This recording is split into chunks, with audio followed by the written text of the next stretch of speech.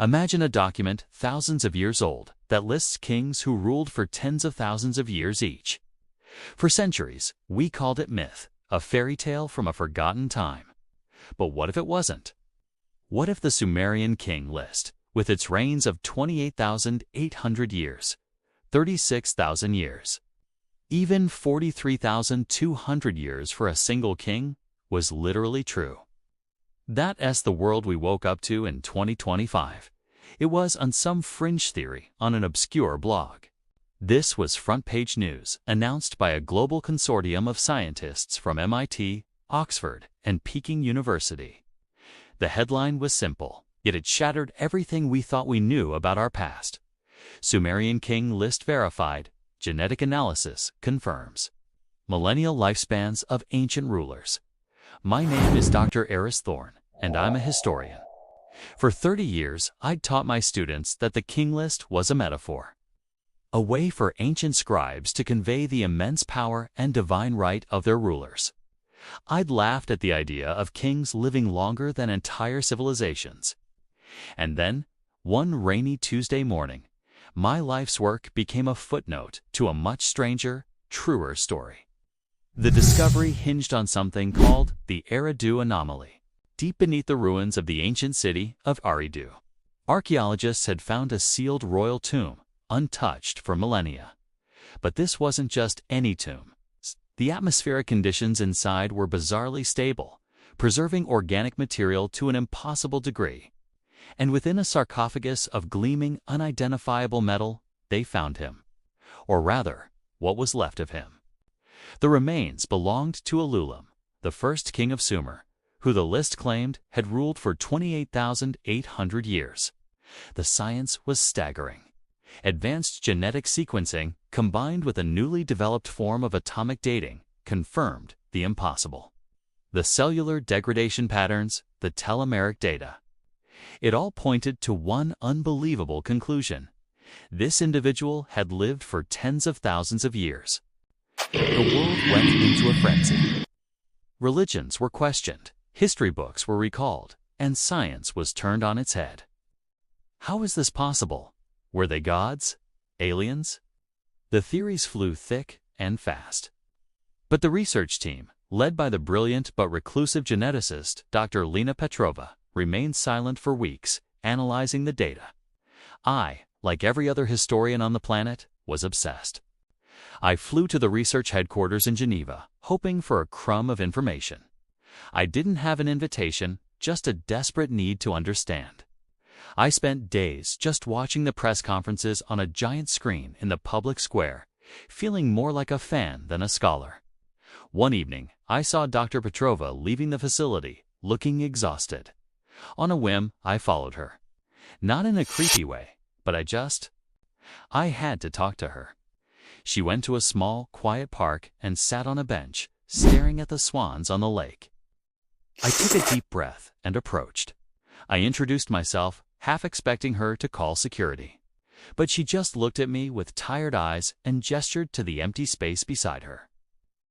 I sat down, and for a few minutes, we just watched the swans in silence. Finally, I asked the question burning on everyone's mind. How? How did they live so long? She turned to me, a faint, sad smile on her face. It wasn't what they were, Dr. Thorne, she said softly. It was what they weren't. She explained that the genetic code of Elulam was almost identical to ours. Almost. There were a few key differences. A set of genes that seemed to be responsible for what she called perfect cellular regeneration. But there was also something missing. A huge cluster of genes that, in modern humans, are linked to something very fundamental. Our capacity for deep, complex emotion. They had basic drives, she explained. Survival, dominance, a kind of rudimentary loyalty. But they didn't feel love as we do, or grief, or joy, or empathy. Their brains were simply not wired for it. They were, for all intents and purposes, biological machines designed for one thing: to endure. It was a gut punch. These weren't enlightened super beings. They were emotionally empty shells. Their long lives weren't a gift. They were a prison of eternal, unchanging existence. Ruling for 30,000 years wasn't an achievement, it was a sentence. The real bombshell came next. Dr. Petrova's team had traced this genetic lineage. They found that a massive, species-wide genetic shift occurred around 3000 BCE, right after the Great Flood recorded in Sumerian texts. "It's what we're calling the Great Awakening," she said. Suddenly, a new set of genes appears, spreading through the population like wildfire. The genes for empathy, for art, for love. The genes that make us human. The long-lived kings didn't die out in a war. They were simply outcompeted. Their static, unchanging rule couldn't contend with the explosive creativity, cooperation, and innovation of these new, feeling humans. Humanity, in its messy, emotional, and fragile form, had simply replaced them. Our weakness, our short, fleeting lives filled with heartbreak and joy was actually our greatest strength. Dr. Petrova looked at me, her eyes glistening. "We've spent our history looking back at these kings as gods, envying their longevity. We were wrong. They weren't the pinnacle of creation. They were the prototype. We are the upgrade." That single conversation changed everything for me. I went from being a historian of facts and dates to a student of the human heart. The story of humanity wasn't about the length of our lives, but the depth of them. It wasn't about the kings who ruled for millennia. It was about the first person who looked at another and felt compassion. The first artist who painted on a cave wall, not for survival, but to express a feeling. The first parent who wept at the loss of a child. These weren't kings. They were us. I went back to my university, but my lectures were different. I no longer taught the Sumerian king list as a myth. I taught it as a prologue. The story of what we were before we learned to feel. I now end my first lecture of every semester with a simple question.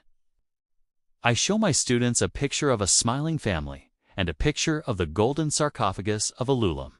And I ask, you can only have one. A life of 30,000 years, devoid of feeling. Or a life of 80 years, filled with all the love, pain, joy, and sorrow that comes with it. Which do you choose? No one has ever chosen the king. The 2025's discovery didn't just rewrite our history books. It gave us a new perspective on ourselves. It taught us that our greatest treasures are not measured in years, but in moments. Moments of connection, of empathy, of shared laughter and shared tears. Our short, beautiful, chaotic lives are not a flaw in our design. They are our crowning achievement. The Sumerian kings had an eternity, but we have each other, and that makes us the richest rulers of all. Thank you for watching. Remember to look at the people around you today and appreciate the incredible gift of our shared, feeling humanity. Don't forget to like and subscribe for more journeys into our incredible past.